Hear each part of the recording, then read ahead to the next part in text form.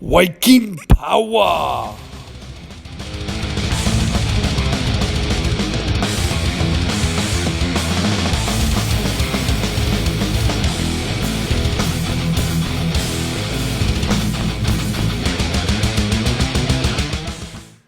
Welcome, this is Viking Power, aka Uncle Kent. Welcome to my kitchen. We're going to do a little post-fight analysis of UFC 249. Thank you, Dana White, UFC, for bringing back fighting. First sport that we get back that's live. It was tremendous. What a card. What a card that they put up there. And what performances in front of no audience. It's crazy. It's crazy and cool. Didn't affect the intensity. Intensity was tremendous. Great, great fights. So what I want to do in this video is I want to give you post-fight analysis. I'm going to do the main card. In my preview, I only covered the top three. Those were my main concerns.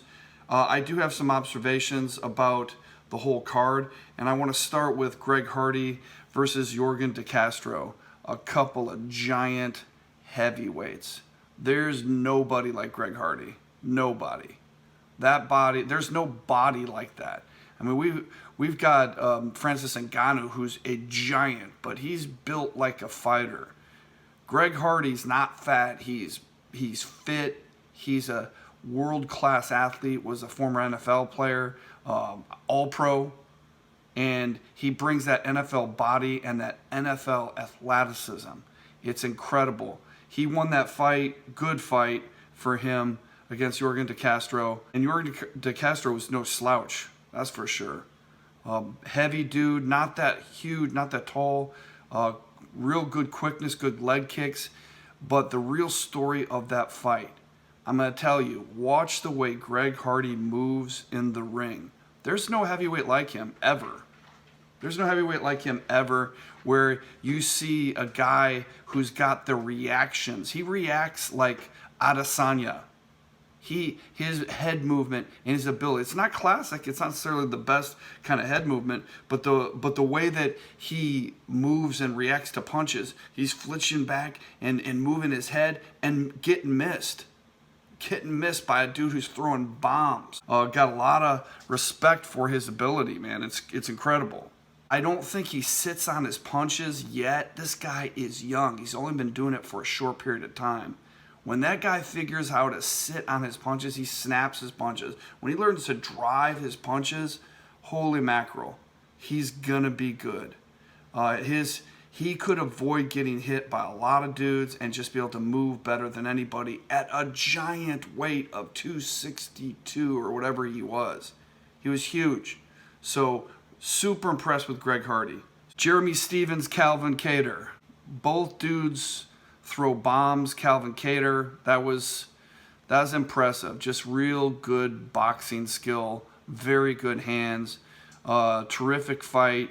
Just torched him, KO'd him. Now the next fight, the one I predicted, Francis Ngannou against Rosenstruck. That was an incredible 20 seconds.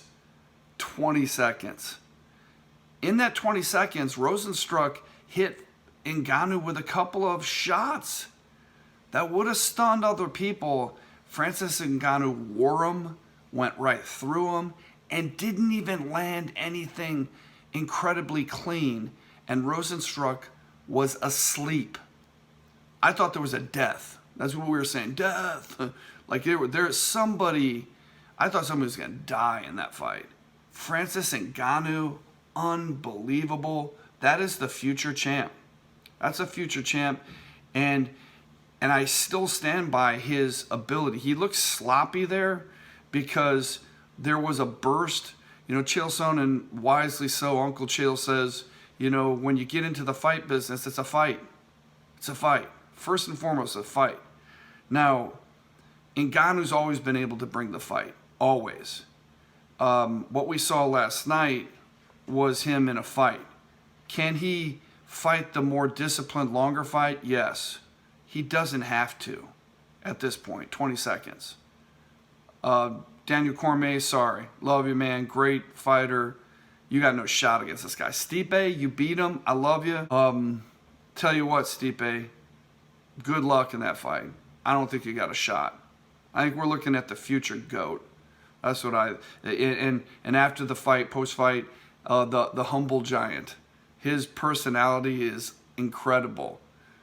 People give that guy endorsements. That guy, he'll sell your product. Charisma, quiet charisma. It's incredible.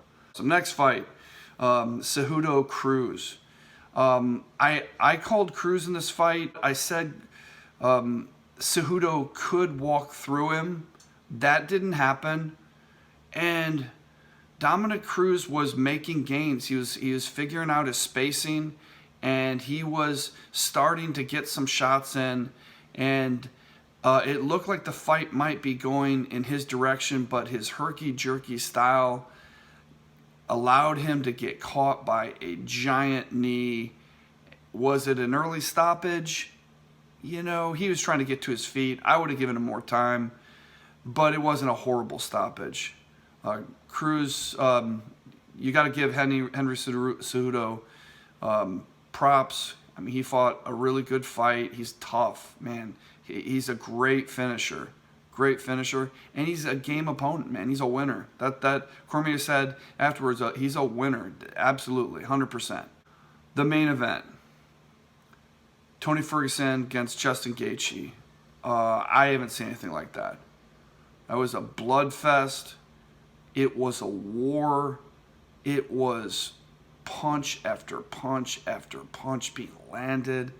Ferguson taking the lion's share of those punches, just getting his face lit up, and him being able to withstand that beating was phenomenal. That dude is tough as nails. Now, what I did notice, which I still stand by, Justin Gaethje, he's been described as having one-punch knockout power, and I think there is some truth to that. But I don't think he has the power of, let's say, a Conor McGregor. He just doesn't. He throws everything he has into shots. And this is the first time where I think he fought a way smarter fight. His coach has talked about it, taking a little bit off his punches and just kind of landing more solid shots. And you saw when he hurt Ferguson really badly in the latter part of the fight, and he didn't hop in and try to finish him out of control. He stayed in control that whole fight. Really phenomenal performance, a well-deserved win for Justin Gaethje. He showed he had great heart, had a great chin. Nothing personal. I think that fight exposed a lot of weaknesses in both fighters. I think no one's going to be afraid of the ghost anymore with the boogeyman. Sorry. I think that got exposed. Tony Ferguson isn't as good as a lot of people promote him as being. He's a great fighter, tough, very, very hittable, doesn't have the kind of pop that you need to beat the top guys. I think Khabib would walk through him, easy fight for him. Gaethje's a harder fight, and Conor McGregor smokes both of them. And that's just not my bias. I just think McGregor's watching this fight thinking, okay, good fight, but man, too hittable. And if you're hittable with McGregor, you're going out. Simple as that. Clean shots. So Gaethje, it looks like Gaethje's probably going to fight Khabib for the title. We'll see what happens. And if he does, that's a good fight. I still think Khabib probably takes him down and smokes him. His takedown defense isn't going to stop Khabib. And I don't think those shots are going to stop Khabib either. I think Khabib will find his way in and squeeze him like he does other people. So great fight, great card. Post-fight analysis was good. Super pumped that UFC is back. Sports is back. Let's get baseball back. Let's get everything else back. So cheers. Have a great morning this Sunday morning. Get yourself some coffee. I got my Squatch cup, and everyone else is sleeping in the house. I'm on the clock for you guys, giving you great post-fight analysis. So God bless.